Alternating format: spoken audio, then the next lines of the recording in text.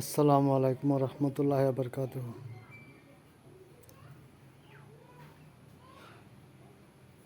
মুসলমান সব দুনিয়ামুখী হয়ে গেছে গা। আল্লাহমুখী থেকে মানুষ সরে গেছে, যার জন্য আজকা আল্লাহর থেকে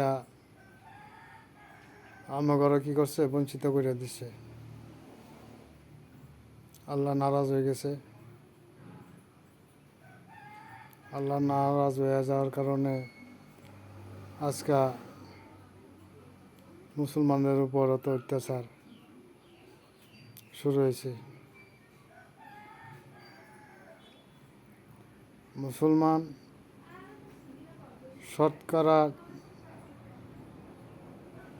10 জনও নামাজি নাই।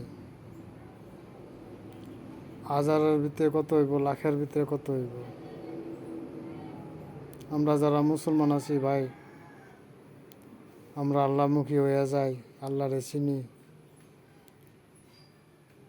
আল্লাহর দিনকে চিনি, নবীর তরিকা চলি, নিশ্চয় আল্লাহ আপনারা আমারও শান্তি দান করবে ইনশাআল্লাহ।